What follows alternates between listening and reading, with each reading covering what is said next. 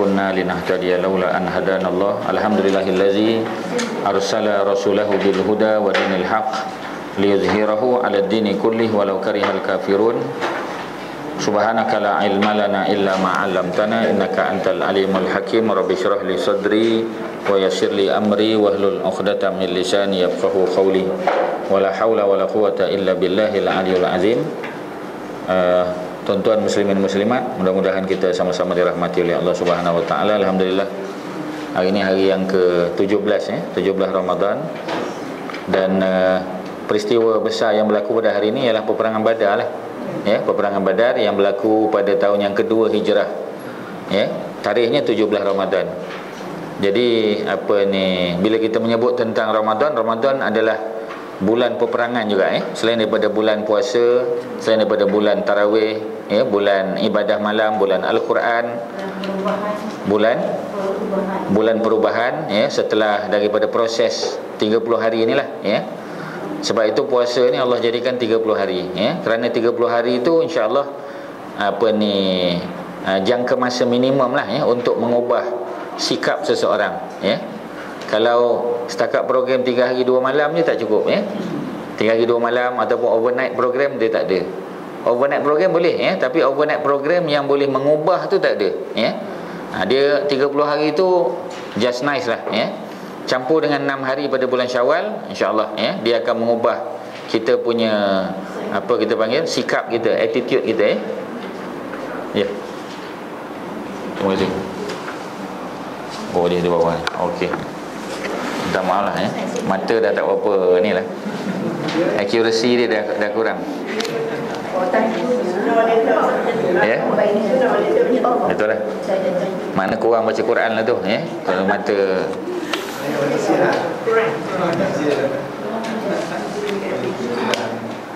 alhamdulillah. Okey.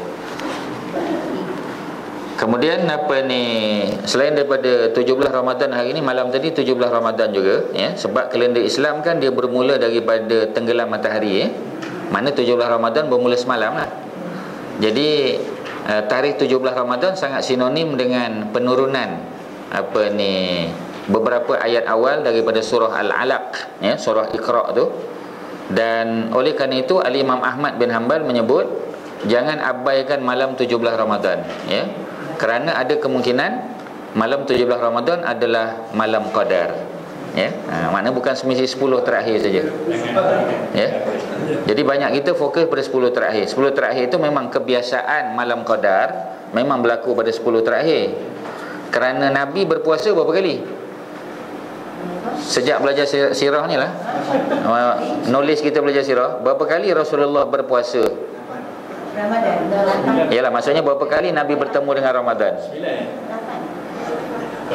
9. Dia tak boleh agak-agak macam tu, dia kena pakai calculation lah. Kita kena buat apa kita panggil? Kena buat calculation lah, Macam mana kita nak buat calculation ni tentang sirah Nabi ni?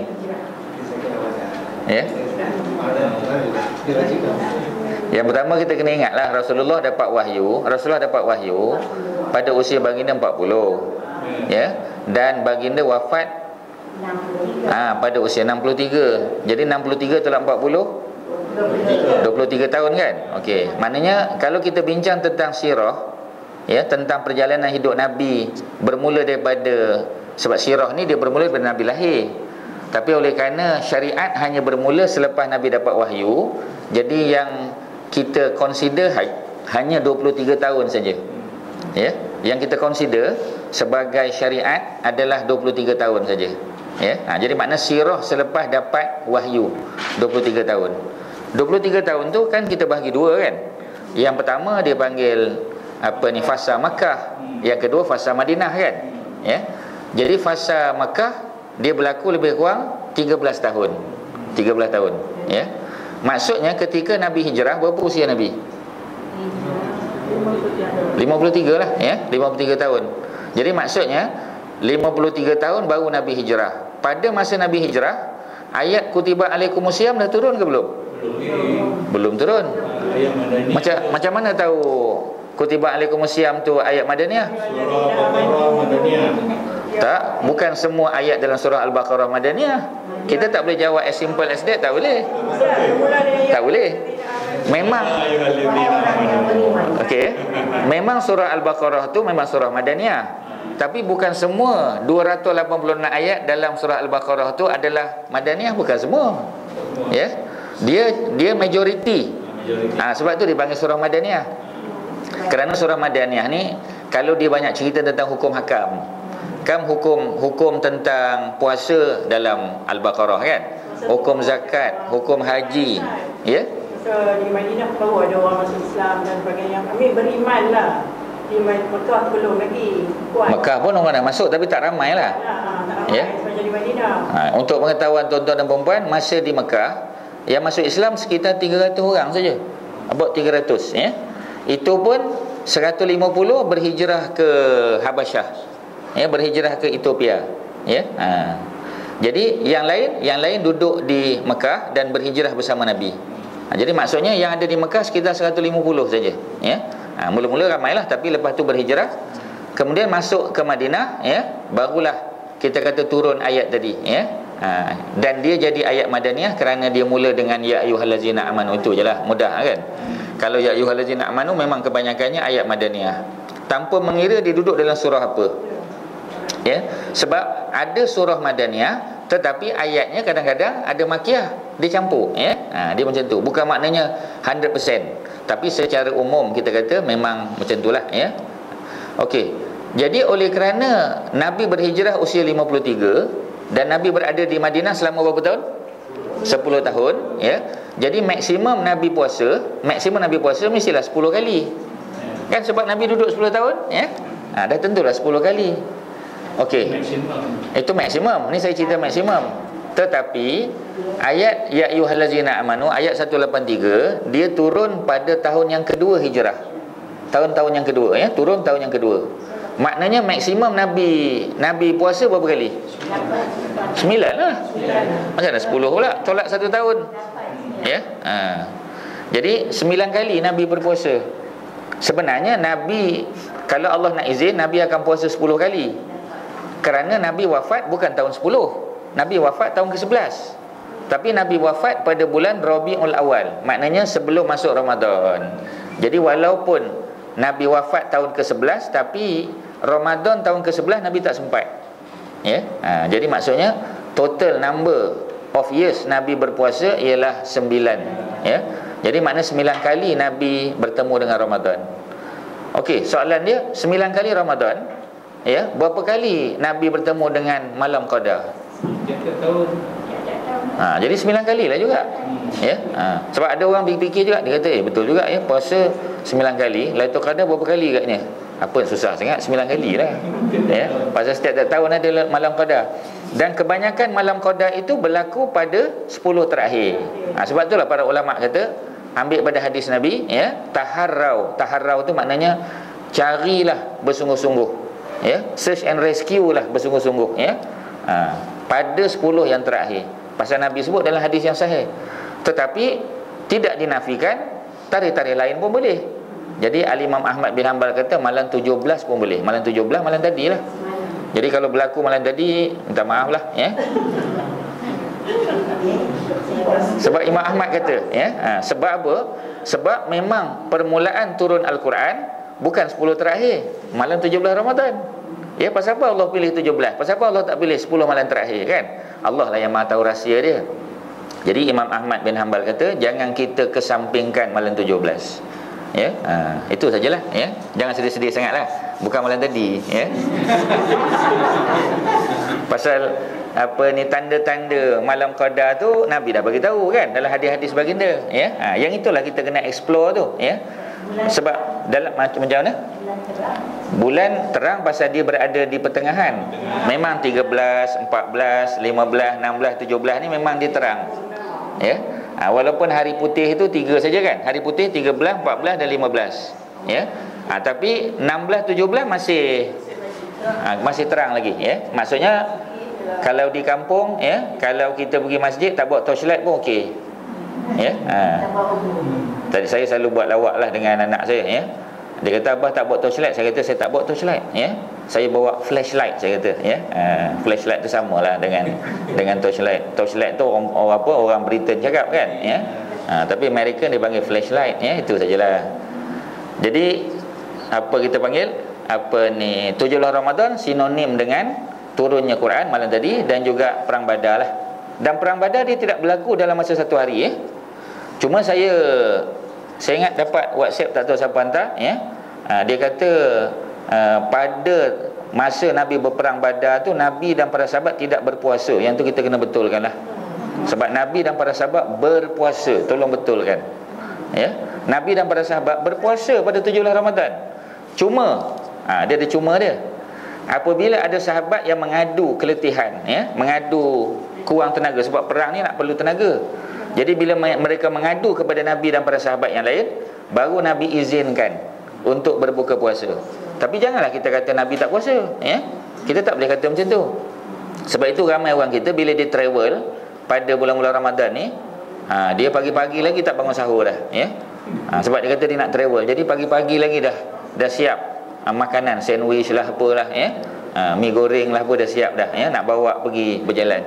Sedangkan dalam apa kita panggil, dalam bab puasa, dia punya hukum ialah jangan mengambil rukhsah, ya. Dalam bab puasa jangan ambil rukhsah, kita ambil azimah, dia panggil, ya. Jadi bila kita belajar hukum terbagi dua kan. Satu dia panggil rukhsah, satu lagi azimah. Rukhsah maknanya keringanan kan. Rukhsah adalah keringanan, ya. Rukhsah, ya. Rukhsah, ya, rukhsah. Jadi kita terjemahkan sebagai keringanan lah, ya, keringanan, ya. Satu lagi dia panggil azimah, ya.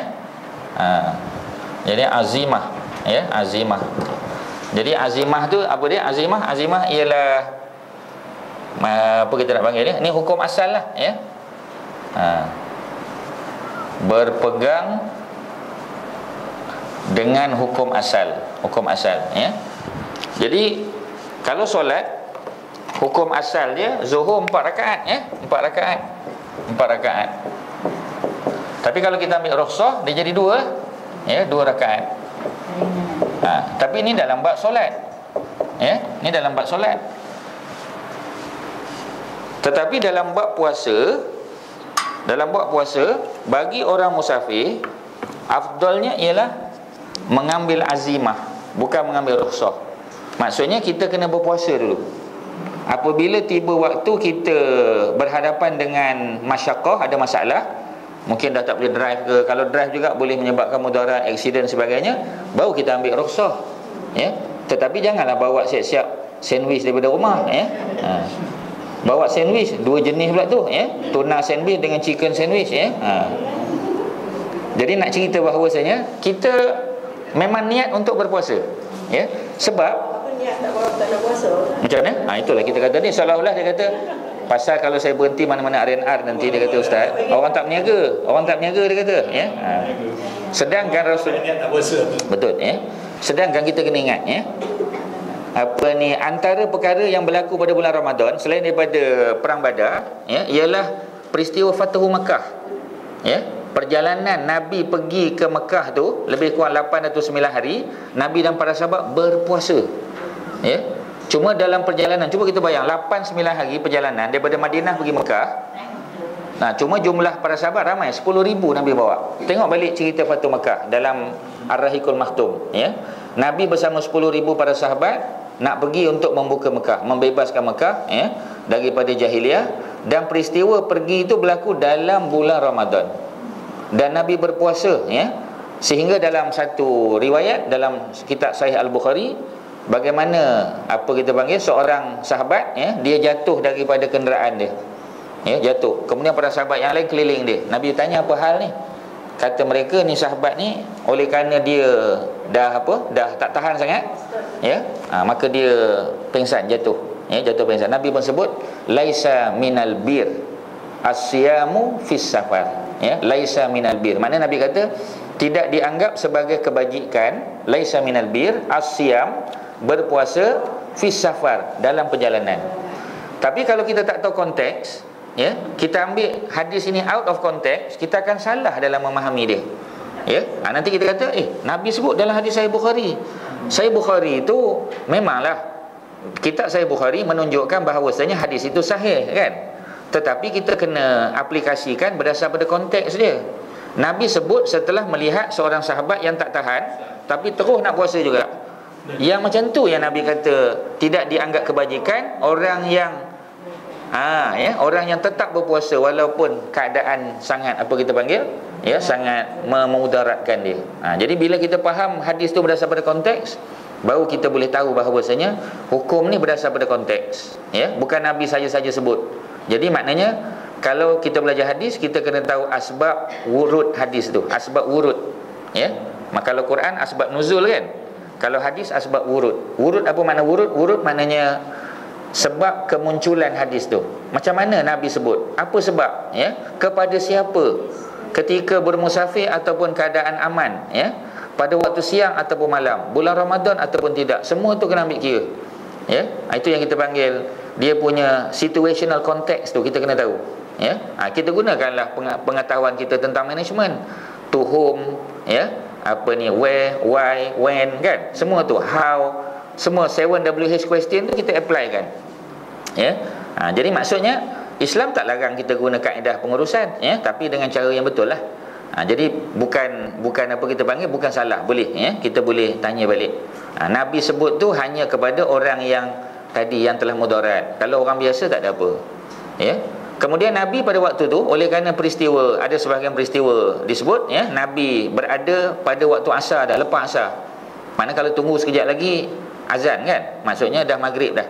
Tapi oleh kerana ada sahabat yang dah letih, Nabi suruh dibawakan satu bekas minuman. Nabi berada di atas unta baginda dan Nabi minum. Pasal apa Nabi minum atas kenderaan? Sebab sahabat yang duduk sekitar Nabi ni ada 10,000. 10,000. Sebab tu Nabi duduk atas unta. Jadi bila Nabi duduk atas unta, barulah orang nampak. Sama macam Nabi melakukan tawaf. Ketika Nabi tawaf, kan Nabi duduk, kan Nabi duduk atas kenderaan. Dan Nabi, bila Nabi menyentuh Hajar Aswad, kan Nabi guna tongkat. Dipanggil istilam lah, maknanya Nabi sentuh. Nabi tak pakai tangan, sebab Nabi duduk atas unta. Mengapa Nabi buat tawaf itu di atas unta? Kerana yang bersama Nabi itu, kita bayang berapa ramai jumlahnya. Jadi oleh kerana itu, maka sesuailah Nabi duduk atas tu. Kita pula tak payahlah beli sewa unta untuk tawaf, sebab kita kata Rasulullah naik unta pada masa itu, tak perlu. Tapi bagi tapi itu bukan sunnah, itu punah nama dia. Pasal tu ramai orang, minta maaf saya cakap, ramai orang dia belajar hadis tetapi akhirnya dia tak ikut sunnah pun. Dia bertentangan dengan sunnah kerana dia tak faham interpretasi sunnah tersebut. Sebab tu kita memang kena baca syarah hadis. Kalau baca Sahih Muslim, kena baca kitab Minhaj yang Imam Nawawi tulis. Dia detail dia punya penulisan. Kalau baca Sahih Bukhari, memang nak kena baca Fathul Bari. Dan kitab-kitab lain lah yang membantu kita. Dia kena macam tu. Macam hadis 40 kan, kita baca hadis 40. Hadis 40 kan banyak orang jual, banyak orang jual, tapi kita kena tengok dia punya syarah tu. Syarah tu lah yang akan membantu kita untuk faham. Bulughul Maram sama, Umdatul Ahkam sama je. Jadi macam Quran pun sama juga. Jadi itu kaedah dia. Dan salah satu cara untuk kita memahami ialah dengan membaca kitab sirah. Sebab sirah adalah tafsiran kepada ayat-ayat Al-Quran dan hadis-hadis Nabi. Okey, jadi oleh kerana Nabi puasa 9 kali tadi, Nabi bertemu 9 kali malam Qadar, dan 3 daripada malam Qadar itu jatuh pada malam 27. Sebab tu orang kata 27 kan. Sebab 3 sekurang-kurangnya 3, mungkin lebih, mungkin 4, tapi 3 lah, setahu saya 3. Yang lain tu malam 21, malam 23, malam 25 pernah, malam 29 pun berlaku. Cuma Imam Ahmad dia tambah kerana dia kata ada kemungkinan juga. Sebab tak mesti apa yang berlaku zaman Nabi akan berlaku zaman kita. Dia boleh berlaku malam-malam lain. Jadi itu pandangan Imam Ahmad. Okey, Jadi muka surat berapa kita? 443. Pengangkatan Ali bin Abi Talib menjadi khalifah. Jadi Sayyidina Ali kita tahu dia adalah sepupu Nabi. Dia anak lelaki Abu Talib yang bongsu. Beza umur dia dengan umur Rasulullah. Beza umur dia. Masa Nabi dapat wahyu, berapa umur Nabi? 40. Berapa umur Ali? Ummu Ali 10. Pasal 40 tolak 30, ya. Okey, jadi apa ni, Ali usia 30, usia 10, ya. Maknanya ketika berhijrah, ketika Nabi hijrah, berapa umur Sayyidina Ali? 23 lah, ya. Sebab 13 campur 10, ya. Itu semua mental exercise saja, ya. Itu tak payah pakai kalkulator, tak perlu, ya. Sebab tu untuk belajar sirah dia apa ni, add math tak perlu, ya. Dia modern math saja, ya. Macam mana? Kalau fail math habislah, ya. Syarat dia, ya. Sebab tu masa tuan-tuan dan puan-puan submit application untuk join kelas ni kan, kan syarat lulus, syarat dia mesti kredit, ya. Dapat C lah, C tu cantik lah, ya. C cantik, kalau B baik, ya. Jadi Ali bin Abi Thalib menjadi khalifah yang keempat, kita tahu, ya. Tapi kalau saya tanya pada tuan-tuan dan puan-puan, berapa jumlah Al-Khulafa Ar-Rasyidin? Berapa jumlah dia? Kebanyakan orang akan jawab 4. Pasal dia dapat daripada malam tarawih, ya. Al-Khalifatul Awal, ya. Al-Khalifatul Sani, Al-Khalifatul Rabi', yang keempat. Al-Khalifatul Khamis orang tak sebut, kan. Jadi sebenarnya ada 5. Kerana selepas Ali dibunuh, anak dia Al-Hasan dilantik menjadi khalifah yang kelima. Tapi jarang orang sebut Hasan ni, kerana dia punya masa pemerintahan hanya 6 bulan saja, ya. Hanya 6 bulan saja. Jadi kalau kita nak kira yang betul, memang 5 orang, ya. Dan Al-Hasan pun memang telah disebut beberapa kali oleh Nabi, apa ni, ketua pemuda lah, ya, di syurga besok. Jadi makna dia confirm syurga juga, selain daripada 4 khalifah Abu Bakar, Umar, Osman, Ali. Okey, bai'ah bahasa Arab, ya. Yang bahasa Melayu ialah pem dan an di belakang. Pem depan tu bahasa Melayu, ya. An belakang pun bahasa Melayu juga. Jadi tengah-tengah Arab, ya, pembai'atan, ya. Jadi bahasa Melayu dia menyediakan, dipanggil prefix, ya, prefix. Apa, imbuhan, ya, imbuhan. Pembai'ah, ya, bai'ah Ali, tak payah pembai'atan lah, ya, bai'ah saja sudah. Ya, bai'ah Ali menjadi khalifah, ya. Setelah Osman radhiyallahu anhu terbunuh pada malam Jumaat 18 Zulhijjah. Maknanya peristiwa pembunuhan Osman berlaku musim haji. Okey, soalan dia, mengapa berlaku musim haji? Pasal apa tak berlaku musim lain? Pasal apa Ramadan tak berlaku? Pasal apa berlaku musim haji? Logik kita ni pakai logik je ni, ya. Sahabat-sahabat ramai yang ada. Sebab Madinah lengang pada masa tu, ya. Sahabat-sahabat besar kebanyakannya buat haji. Ini menunjukkan bahawasanya haji boleh buat banyak kali, ya, dengan syarat kita tak ambil kota orang lain. Okeylah, ya. Kalau kita ambil kota orang lain, yang tu tak boleh, ya. Kita menghalang orang pergi. Tapi kalau kita ada kautim dengan kedutaan Saudi, dia boleh bagi kita, itu okey, ya. Alhamdulillah lah, kita tak kacau kota orang lain. Jadi apabila dibunuh 18 Zulhijjah, maksudnya apa? Maksudnya jamaah haji tak balik lagi. Mereka masih duduk di mana? Di Mekah lagi, ya.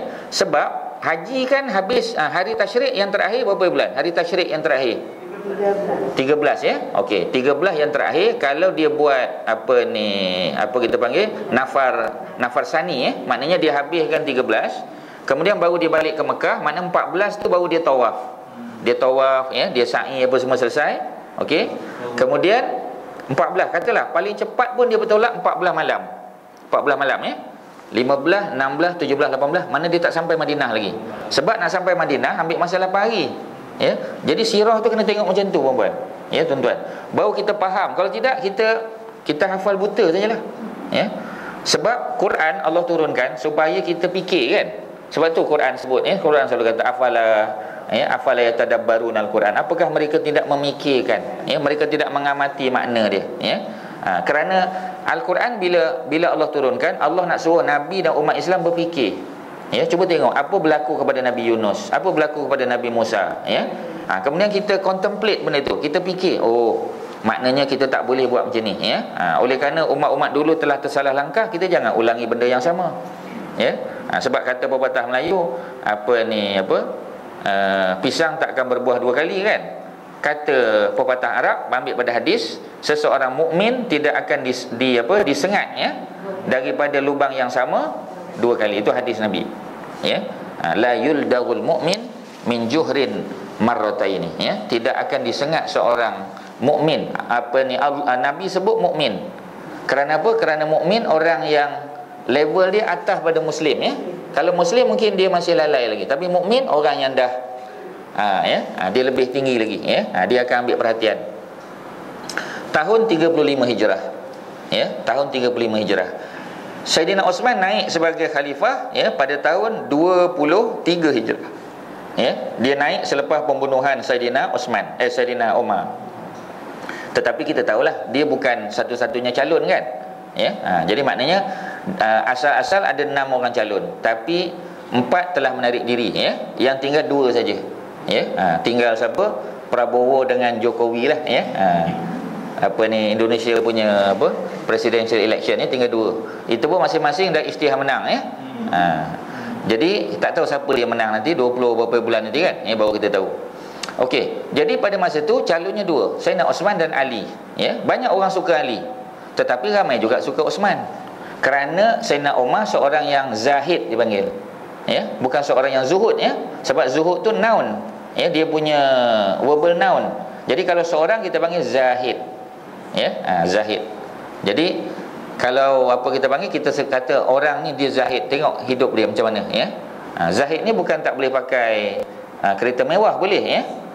Maksudnya dia zahid lah. Sebab apa? Sebab patutnya dia pakai helikopter, ya.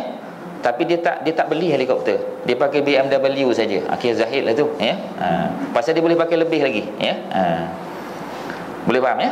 Sebab itu Saidina Osman zahid. Tapi kehidupan Osman dengan Ali kan jauh beza. Jauh, kan? Jauh beza. Sebab masing-masing berada pada kelasnya yang tersendiri, ya. Ada kelas dia. Okey. Jadi maksudnya siapa-siapa pun boleh jadi zahid, ya. Walaupun dia kita panggil bilioner, ya, boleh jadi zahid, ya. Jadi tahun 35 Hijrah, maksudnya pada masa tu dia sudah 12 tahun jadi khalifah, ya. Berdasarkan pendapat yang masyhur dipanggil, ya. Bahasa Arab panggil masyhur, ya. Orang Indonesia panggil populer, ya, populer. Kalau di Malaysia popular tu nama ni lah, ya, bookstore lah, ya. Kaum muslimin mendatangi Ali. Jadi Ali dia tak ada kaitan. Malah Ali tak mau campur pun, ya. Sebab bimbang takut nanti orang tuduh dia ada motif, ya. Dia ada motif lah, dia ada motif membunuh, ya. Kerana dia juga bercita-cita untuk menjadi khalifah, tapi Ali tidak ada sedikit pun, ya, keinginan. Dan bai'ah beliau sebelum jenazah Osman dimakamkan, sama macam para sahabat membai'ah Abu Bakar sebelum jenazah Nabi jadi kita tak adalah timbul kita kata apa Ali ni, ya. Kita kata gelojoh sangat, ya. Saidina Osman belum dikebumikan, dia dah dilantik, dia dah telah dibai'ah menjadi khalifah. Tak ada timbul isu tu, ya. Ada juga yang kata setelah Osman dikebumikan. Okey, Osman dikebumikan di mana? Kalau Abu Bakar dan Umar di sebelah Rasulullah, ya, dalam masjid sekarang lah, tapi dulu luar, ya. Sebab dulu makam Nabi dan para sahabat tu berada di luar masjid. Maknanya masjid kalau nak dibuat extension hanya ke belakang dan ke sebelah kanan saja. Ke sebelah kiri tak buat extension. Tapi oleh kerana jamaah terlalu ramai sekarang ni, kubur duduk dalam masjid lah, ya. Tapi dulu asalnya tak duduk dalam masjid. Okey, soalan dia, Osman dikebumikan di mana? Di mana Osman? Sebelah Umar ke? Osman di Baqi', ya. Sebenarnya Osman bukan di Baqi', ya. Pasal jenazahnya tidak dibenarkan untuk dikebumikan di Baqi'. 2 hari 2 malam jenazah tak boleh ke bumi. Golongan sebab pada masa tu pemberontak dah penuh dah duduk di Madinah ni. Geng-geng yang ni belum sampai lagi, ya. Jadi oleh kerana itu mereka kawal Baqi', jangan bagi Osman masuk, ya. Ada riwayat menyebut mereka baling batu kepada Hakim bin Hizam. Hakim bin Hizam tu sahabat Nabi lah, yang bawa jenazah tu. Maksudnya yang kita panggil kandar jenazah tu lah, ya. Jadi mereka yang usung jenazah, mereka telah dibaling batu sehingga akhirnya Osman terpaksa dikebumikan di satu tempat lain, ya. Dipanggil apa nama tempat tu, ya. Kenapa berlaku begitu? Sebab golongan pemberontak kan, dia kan tuntut Saidina Osman letak jawatan, tapi Osman kan tak nak letak jawatan.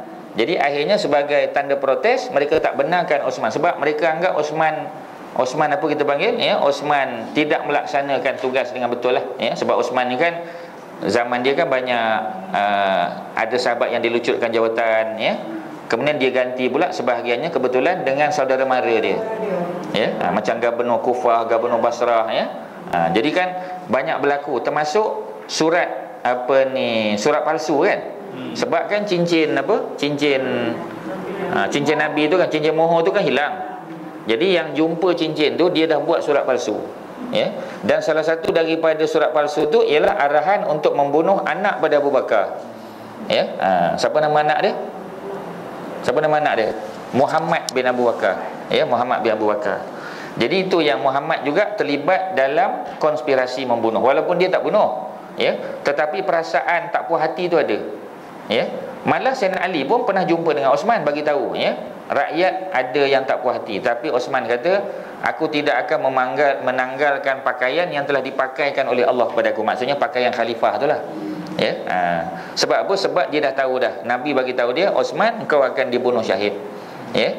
Jadi oleh kerana itu dia bertahan, dia menunggu, ya, syahid itu datang kepada dia.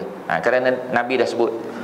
Jadi setelah daripada Osman dimakamkan, kita tahu, ya, di apa kita panggil, apa nama tempat tu, ya, Haushi Ka'kab nama dia, ya, satu tempat. Tapi kawasan tu ialah kebetulan Osman ada tanah kat situ. Jadi dikebumikan dia di situ, ya. Nanti apabila Muawiyah bin Abi Sufyan naik sebagai khalifah, apa yang Muawiyah buat? Dia luaskan. Katalah asalnya Baqi' kat sini kan. Ni Baqi', kawasan Baqi', ya. Ni Masjid Nabawi kat sini. Ni Baqi', ya. Okey. Jadi Osman dikebumikan di sini. Maknanya luar daripada Baqi'. Jadi bila Muawiyah naik sebagai khalifah, dia luaskan saja. Sebab tu kalau kita masuk ke Baqi', Osman punya kubur berada di hujung sekali. Maknanya sebab apa? Sebab asalnya tak masuk pun dalam Baqi', ya. Jadi Muawiyah buat itu supaya kita panggil menghilangkan fitnah lah, ya. Sebab nanti orang kan fitnah, orang yang tak tahu akan fitnah, apa ni Osman ni, ya. Tengok Abu Bakar, Umar duduk di sebelah Rasulullah, Osman di Baqi' pun tak, ya. Jadi diluaskan kawasan Baqi' tu. Sebab tu kubur Osman berada di hujung, sedangkan kubur isteri-isteri Nabi, ya, cucu Nabi semua berada di muka pintu, ya. Masuk aja terus kita dapat berjumpa dengan kubur isteri Nabi, ya, keluarga Rasulullah, Imam Malik, ya, dan juga para sahabat yang lain. Ada 10,000 orang lebih di Baqi' tu. Jadi maksudnya macam satu penghinaan kepada Osman, ya. Kemudian pada awalnya Ali menolak bai'ah. Beliau menghindar ke rumah milik Abu Amru bin Mabzul, ya, seorang Ansar. Ini kita panggil kenalan baik Sayyidina Ali. Jadi dia tak duduk di rumah dia lah, ya. Dia pergi tempat lain supaya orang tak boleh jumpa dia. Jadi beliau menutup pintu rumah. Beliau menolak menerima jawatan khilafah, ya. Jawatan khilafah. Kalau khalifah orang yang pegang jawatan. Khilafah tu dia punya kalau dalam bahasa Arab dia panggil masdar lah, ya. Bahasa orang putih panggil verbal noun. Ya, dia punya verbal noun, ya. Sebab khalifah maknanya orang yang datang kemudian. Sebab tu dalam bahasa Arab kita belajar khalfa. Ya, kalau kita belajar kita panggil ada istilah dia tu, ya. Dia ada di depan kita panggil amama, di belakang khalfa, di atas fauqa kan? Fauqa, bawah tahta, ya.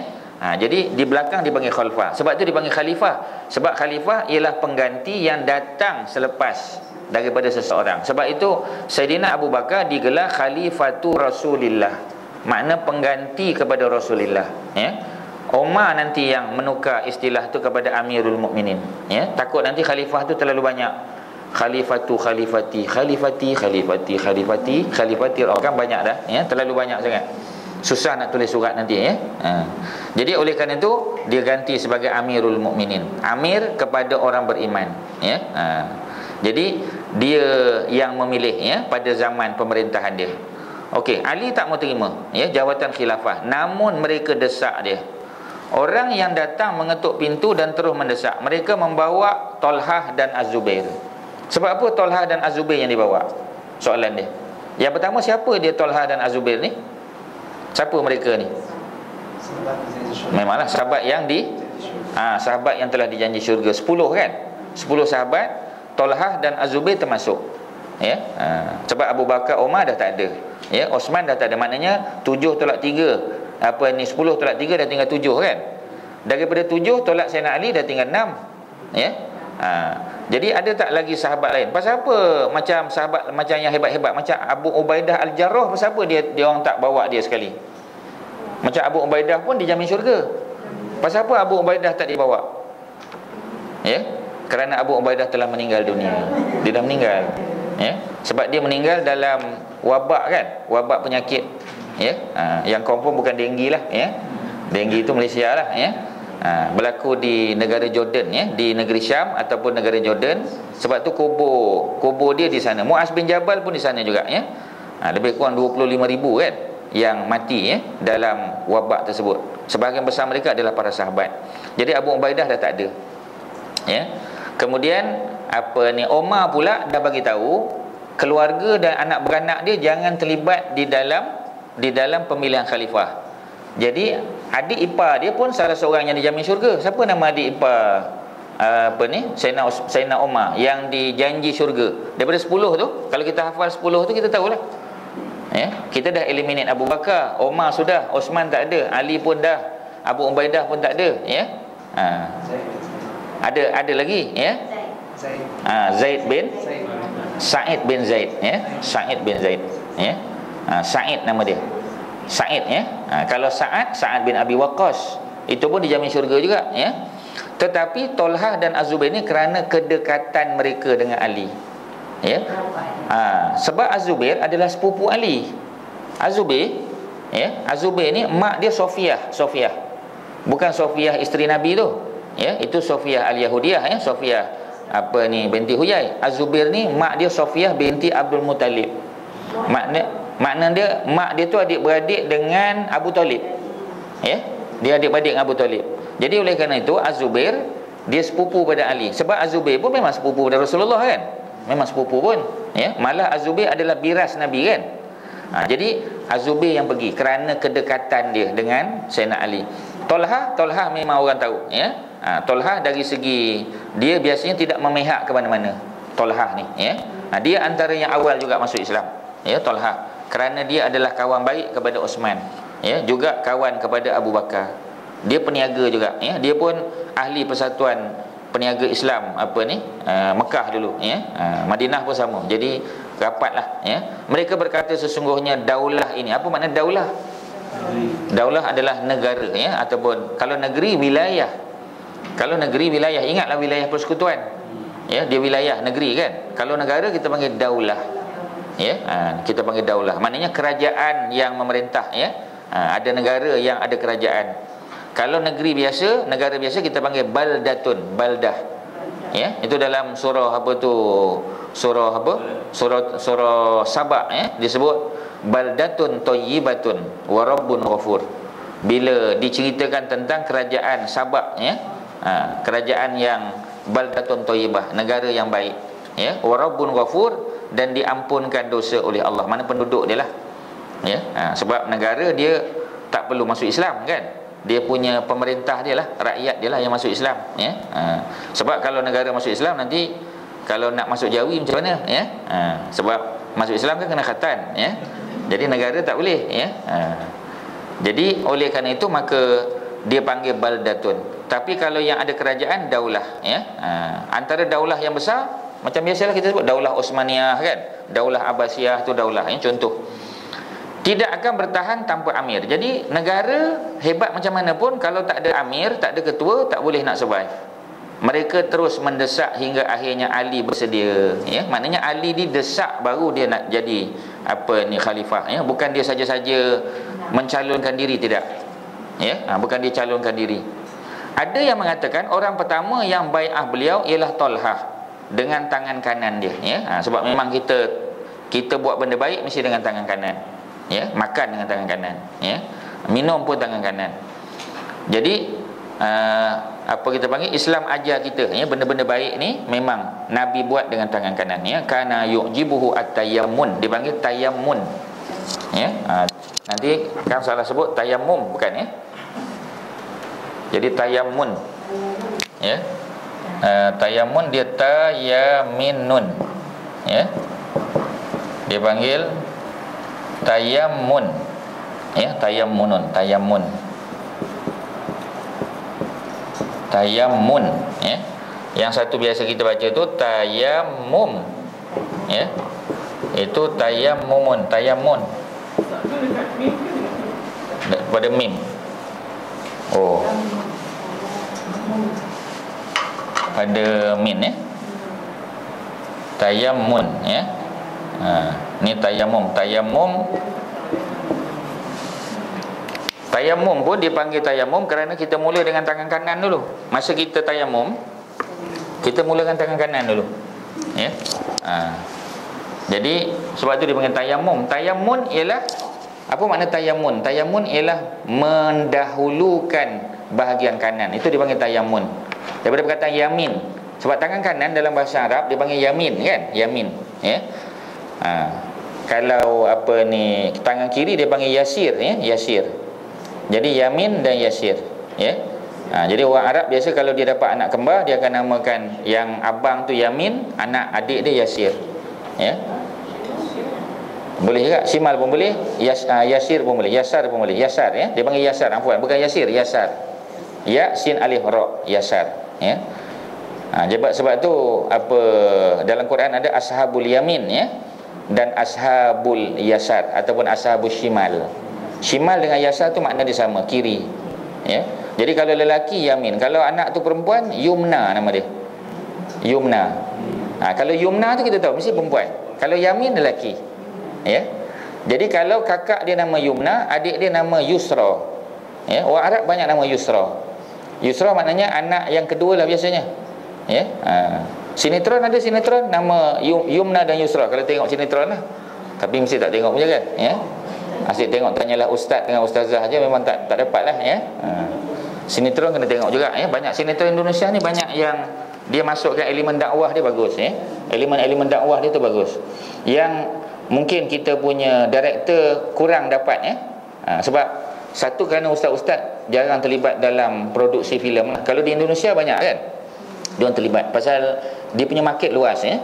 Jadi dia orang terlibat dalam menulis skrip ya, macam Ustaz Azrizal lah kita kata ya. Ustaz Azrizal kan dia terlibat dalam apa tu? Apa namanya?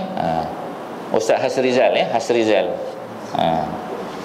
Apa nama dia punya apa ya?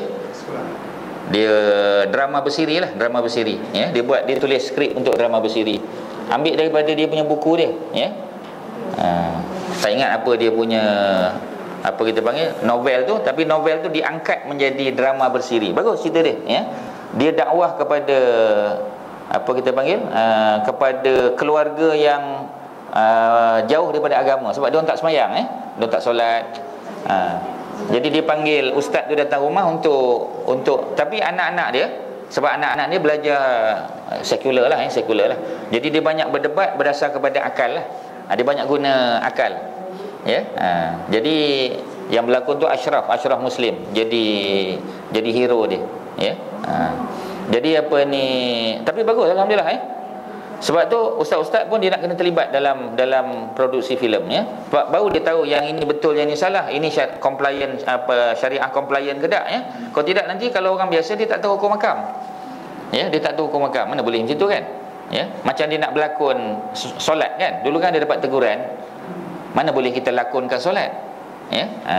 Dah lah dia lakonkan solat. Apa ni, dia tak ambil wuduk pula ya. Lepas tu perempuan yang berlakon solat tu dia dalam keadaan haid pula ya. Jadi mana boleh ya. Dia kata ni untuk lakonan pun tak boleh ya. Sebab solat tidak boleh dilakon-lakonkan ya. Macam mana? Dia orang selalu lakonkan nikah iyalah. Tapi nama lain kan. Tapi kalau nama dia betul, kahwin sungguh lah. Kalau sebab dah ada mas kahwin ya, ada pengantin lelaki, pengantin perempuan, ada pula dia punya saksi dan sebagainya. Okey, tak apalah, itu cerita filem lah ya. Tapi nak sebut tadi istilah dia. Kalau anak lelaki dia panggil yamin, kalau perempuan yumna. Ya, sedap nama tu, yumna ya. Yumna ya. Itu yumna. Jadi ada yang mengatakan Talha dan Az-Zubair membai'ah Ali setelah beliau meminta mereka untuk berbai'ah. Jadi ada yang kata walaupun Az-Zubair dengan Talha ni datang pujuk Ali, tapi mereka tak bai'ah pada Ali, sehingga Ali minta mereka bai'ah. Ada yang kata begitu ya. Ini kita boleh tengok nota kaki di bawah lah ya. Masalah dia ialah sebab sebahagian daripada rujukan kita ialah daripada the history of Tabari. History of Tabari pula dia bawa semua riwayat. Yang lemah, yang kuat, yang sahih, yang dhaif, semua dia bawa. Ya, dia masukkan semua. Ya. Jadi oleh kerana itu kitalah yang kena pilih-pilih. Jadi sebab itu kita tengok dalam buku kita ni, sebab Ibnu Katsir pun memang pakai tafsir At-Tabari, ya, ataupun history of Tabari. Jadi dia bawa riwayat-riwayat tersebut, ya. Jadi banyak, ada orang kata macam ni, ada kata macam tu, ya. Macam kita kan biasanya malas nak dengar yang tu kan. Kita nak dengar yang sahih saja, ya. Tetapi mengetahui yang dhaif itu penting juga, supaya kita tahu yang ini boleh ambil, yang ini tak boleh. Sebahagian orang mengira bahawa ada sekelompok kaum Ansar yang tidak membai'ah Ali. Memanglah, ya. Kita tahu Ali ni bukan semua orang setuju dengan dia. Ya. Cuba kita tengok, Ali ni dijamin syurga, ya. Dia adalah menantu Nabi, dia seorang yang zahid, tetapi masih lagi orang tak suka dengan dia. Ya. Ini kan pula kita yang tak zahid, ya. Dia yang belum dijamin syurga lagi, baru berusaha untuk menjadi ahli syurga. Jadi maknanya kita jangan ambil hati sangatlah, ya. Kalau ada orang tak suka kita, jangan ambil hati lah. Ya, kalau tidak nanti kita jadi sakit hati, ya. Jadi stressful kita, stressful. Ya. Jadi macam tadilah, ya, beza antara stress dengan stressful samalah kan. Sebab stress tu noun kan, stressful adjective. Ya. Jadi jangan kata saya ni stress, tak betul lah kan. Ya. Mana boleh kata I am stress, tak boleh. Ya, I am stressful kan. Jadi kita sebut tu biar betul lah, ya. Kita sebut betul. Bahasa Arab sama. Ya. Stress management betul, ya. Jangan kata stressful management, ya. Itu memang stressful sungguh, ya. Stressful management, ya. Okey, Al-Waqidi pun ada problem juga, kerana dia ni mutasyayyi'. Dia cenderung kepada Ahlul Bait, ya. Dia cenderung kepada Ahlul Bait. Kebetulan Ahlul Bait tu Syiah lah, ya. Syiah tu sebahagian Ahlul Bait. Tetapi dia punya kita panggil riwayat yang sahih pun banyak, ya. Kita jangan tolaklah dia, jangan buang semua, ya. Jadi kerana nila setitik rosak susu sebelanga, memang betul, ya. Tapi kalau boleh kita selamatkan, kita buang mana yang rosak tu je lah, ya. Kita buang sikit, ya, supaya kita boleh guna lagi yang baki tu. Jangan buang semua. Tetapi kalau jilatan anjing tak boleh. Kita tak boleh pakai kaedah tadi. Sebab bila jilatan anjing, walaupun dijilat sikit air tu, semua kita kena buang, ya. Dan bekas dia kena disamak, ya. Air tak boleh minum lagi. Kalau kita ambil sikit tak boleh, ya. Tapi najis yang lain tak ada masalah, ya. Macam kolah di kampung kan, bila ada kita panggil cicak mati dalam tu, ya, kita keluarkan saja cicak tadi, ya. Kalau dah ada sedikit bau, kita tambahkan saja air, ya. Itu istihalah tu dipanggil. Itu yang orang panggil istihalah tu. Istihalah ialah menghalalkan sesuatu yang telah menjadi haram. Contoh tadi ada cicak, katalah cicak 2-3 ekor bergaduh, ya, malam nuzul Quran, masuk dalam air tadi kan, kemudian katalah dia bertukar, ada berbau sikit ada berbau, ya. Jadi boleh tak kita buang air tu? Membazir. Jadi kalau kolah tu masih luas, masih besar, kita tambah saja air. Tambah sampai 2 kolah, dan hilang dia punya ain tadi, bau dia hilang, tak ada warna apa pun tak ada, Jadi oleh kerana tu air tadi dianggap sebagai suci, ya, tahir dipanggil. Jadi itu adalah proses istihalah yang senang, yang mudah, ya.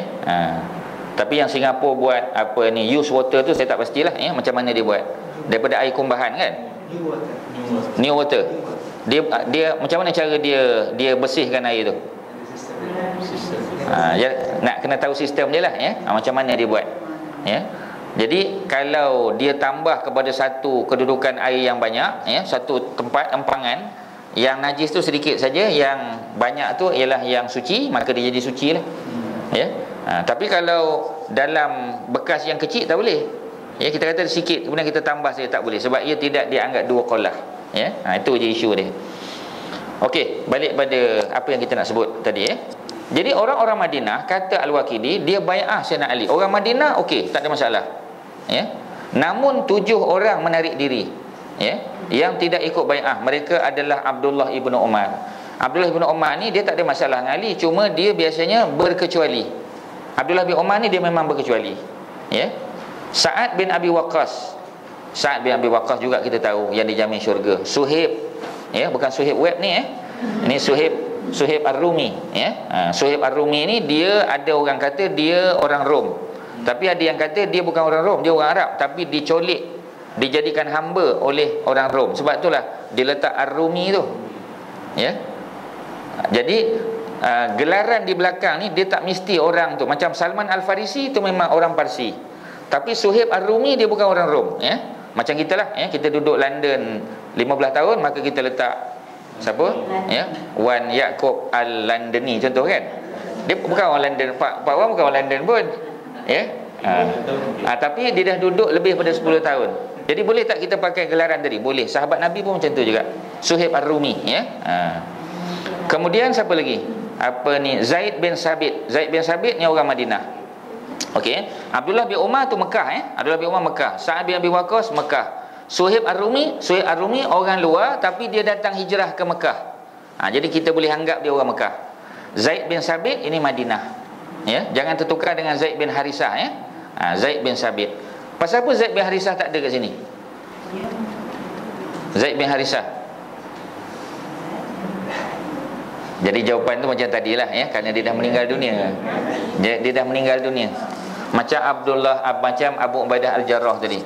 Sebab Zaid bin Harisah kan dah syahid dalam peperangan Mu'tah, ya. Masa zaman Rasulullah kan 3 sahabat yang meninggal tu, ya. Yang pertama kan Zaid bin Harisah, kedua Ja'far bin Abi Talib kan, yang ketiga Abdullah bin Rawahah kan, tiga-tiga dah meninggal kan di Jordan, ya.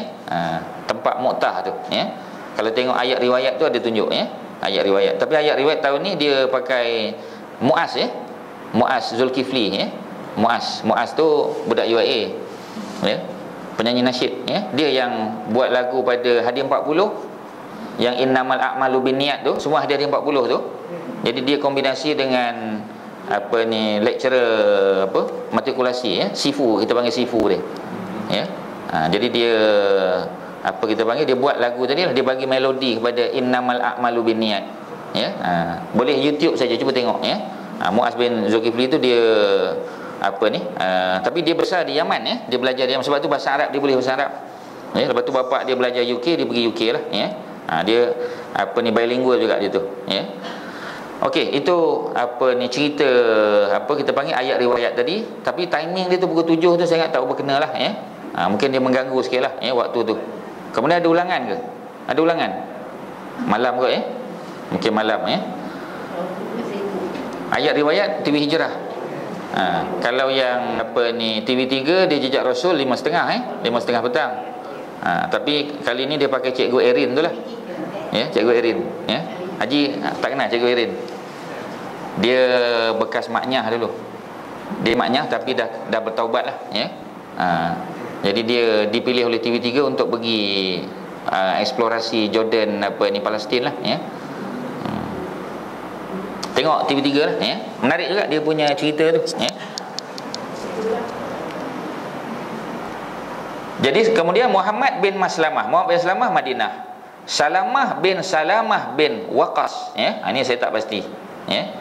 Dan Usamah bin Zaid ni anak kepada Zaid bin Harisah lah. Maksudnya dia ni cucu angkat Nabi, cucu angkat yang Nabi paling sayang. Usamah nama dia. Ketika Nabi wafat umurnya baru 17 tahun, ya. Jadi Usamah bin Zaid pun nampaknya dia tak perlu Ali juga, ya. Dan tidak ada seorang sahabat Ansar pun yang tertinggal. Mereka semua ikut bai'ah. Jadi Ansar tak ada masalah, ya, dengan Sayyidina Ali. Said bin Umar menceritakan daripada sejumlah guru dia bahawa mereka berkata selama 5 hari setelah terbunuhnya Osman, kota Madinah dipimpin sementara oleh Rafiqi bin Harbin. Mereka mencari orang yang bersedia memimpin, ya. Jadi sementara lah, kena ada somebody lah yang pegang jawatan, ya. Caretaker kena ada. Penduduk Mesir mendesak Ali sedangkan beliau sendiri menghindar, dia tak nak, ya.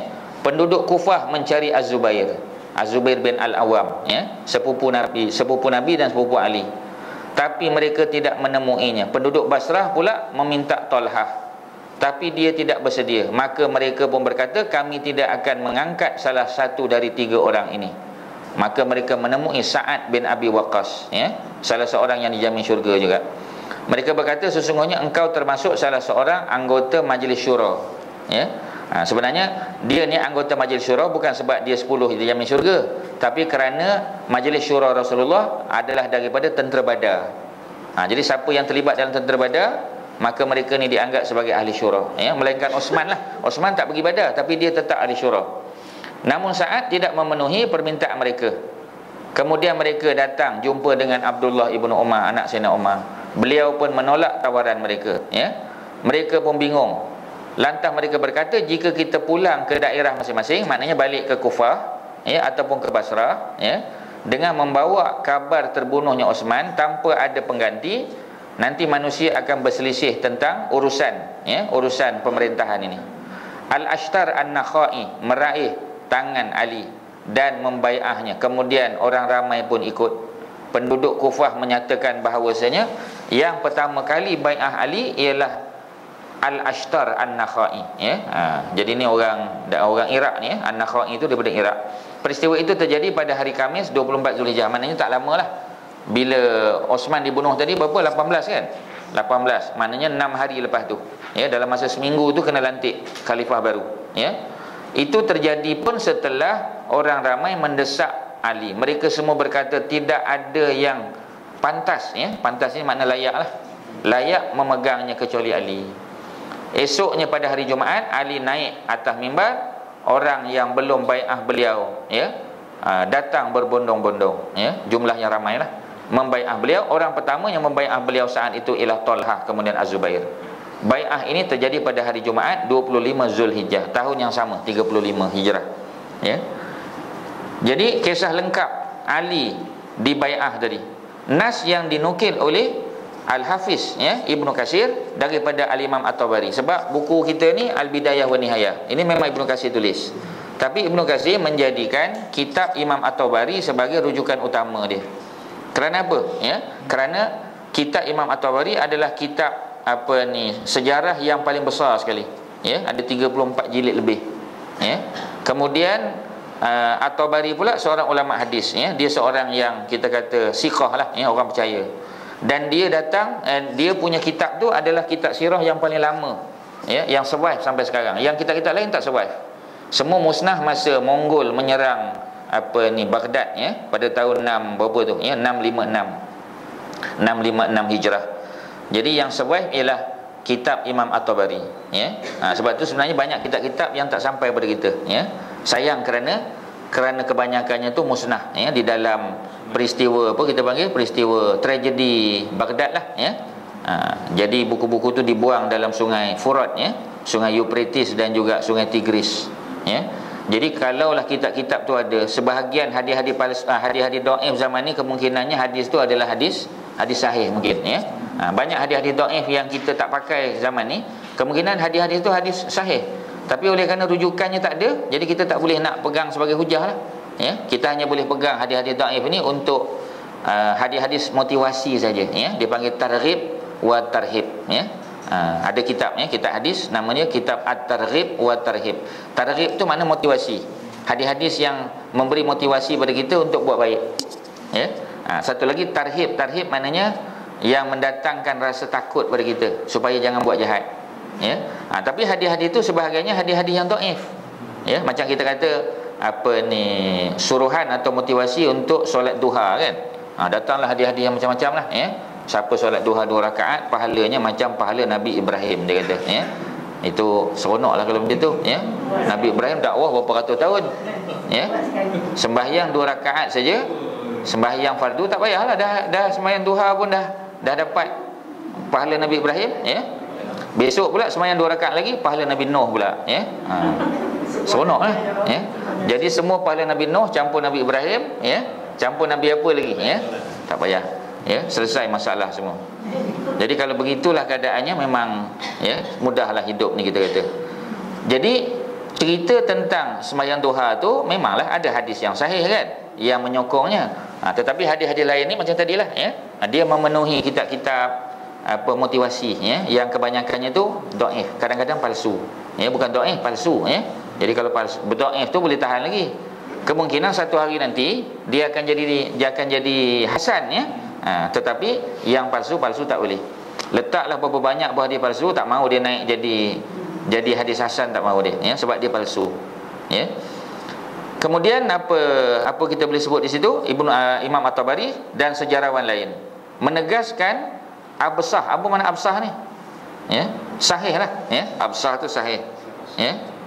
Bai'ah Khalifah Rashid yang keempat, yakni Ali, pembai'ah, ya. Bai'ah tersebut berlangsung atas dasar persetujuan ahlul halli wal aqdi. Jadi ahlul halli wal aqdi ni macam majlis syura lah, ya. Dia macam think tank untuk khalifah, ya. Yang duduk dalam tu kita kata profesor-profesor mungkin, ya. Jadi mereka ni memberi nasihat kepada pemerintah, ya. Jadi dia di think tank lah. Jadi pemimpin-pemimpin dunia kebanyakannya dia ada di think tank ni, ya. Macam kita kata Recep Erdogan, ya. Dia ada think tank dia yang bagi nasihat pada dia. Kemudian siapa kita kata, ya, Iran punya apa pun sama, ya. Dan sebagainya. Jadi masing-masing tu ada. Mursi dulu pun ada, ya. Tapi sayanglah kita kata, ya, kelebihan-kelebihan zaman Mursi itu tidak ditonjolkan, ya. Antaranya kita kata ialah program pertanian dia kan, ya. Sebab apa kita panggil, gandum yang ditanam di Mesir tak cukup untuk dia punya rakyat dia, ya. Jadi salah satu daripada projek Mursi itu ialah untuk buat penanaman, ya, gandum secara intensif, ya. Supaya macam kita lah, ya. Dulu kan kita tanam padi kan 2 kali setahun, ya. Kemudian kita tanam 4 kali 2 tahun kan. Jadi oleh kerana dia buat secara intensif, ya, dengan teknologi yang lebih baik, kita boleh tanam 5 kali 2 tahun. Ya, dalam masa 2 tahun boleh tanam 5 kali.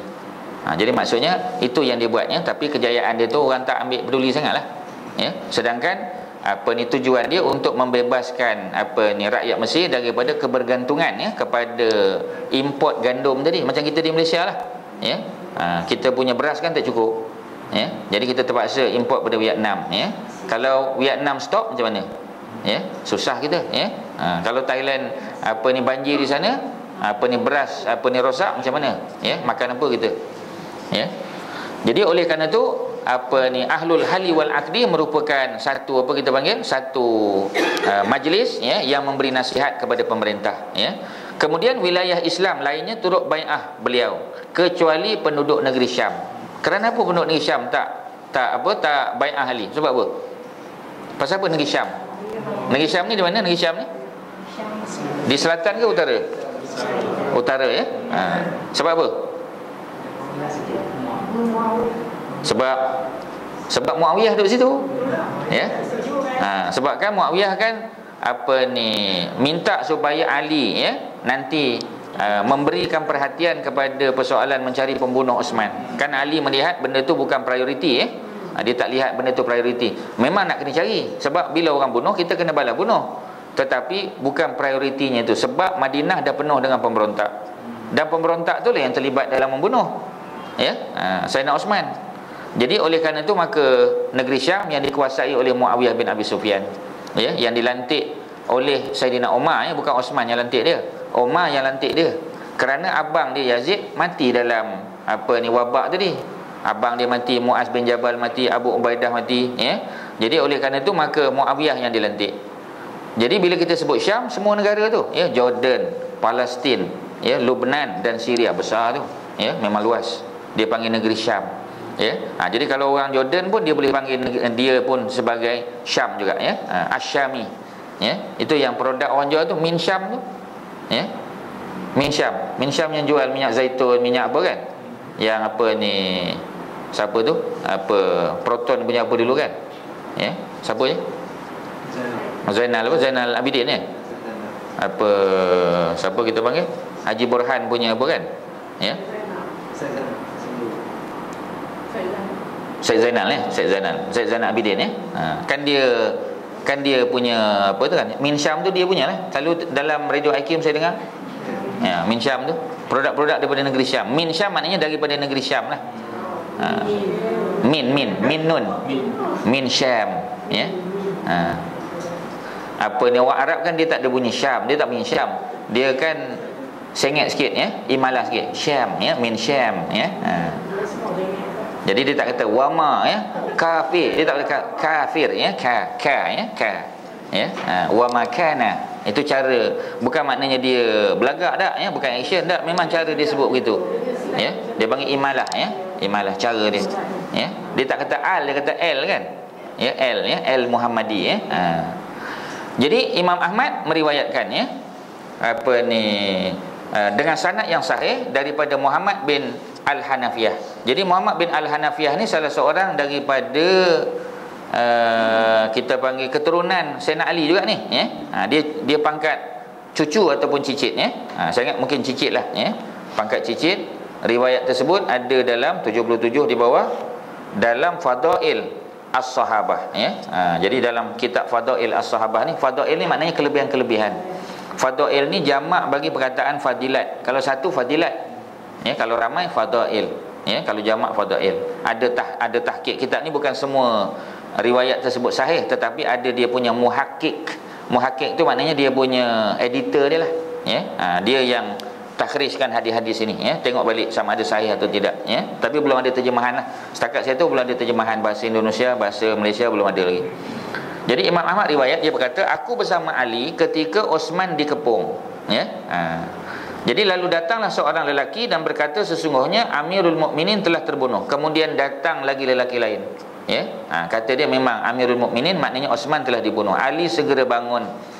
Aku cepat mencegahnya kerana khawatir akan keselamatan beliau. Mana Ali nak pergi tolong, ya. Beliau berkata, celakalah kamu ini. Ali segera menuju ke kediaman Osman dan ternyata beliau telah terbunuh. Beliau pulang ke rumah lalu mengunci pintu, ya. Jadi mengelakkan diri daripada dituduh membunuh lah. Orang-orang mendatangi beliau sambil mengetuk lah, ya. Atau menendang-nendang pintu dia, ya. Lalu menerobos masuk, ya. Untuk menemui beliau, mereka berkata, lelaki ini Osman telah terbunuh. Jadi orang ramai perlukan khalifah dan kami tidak tahu ada orang yang lebih berhak daripada kamu. Ali berkata, tidak, kalian tidak menghendaki aku, ya. Menjadi wazir bagi kalian lebih aku suka daripada menjadi amir. Maknanya jangan lantik jadi prime minister lah, ya. Lantik jadi menteri biasa sudahlah, ya, kita kata seolah-olah macam tu, ya. Mereka tetap berkata, tidak, demi Allah kami tidak tahu ada orang yang lebih berhak lagi, ya. Jadi Ali berkata, jika kalian tetap berkeras, maka bai'ahku bukanlah bai'ah yang rahsia. Maknanya jangan buat dalam rumah. Bai'ah ni mesti di hadapan orang ramai, ya. Jadi aku akan pergi ke masjid. Sesiapa yang ingin bai'ah, maka silalah bai'ah di masjid. Sebab masjidlah tempat pertemuan orang ramai, ya.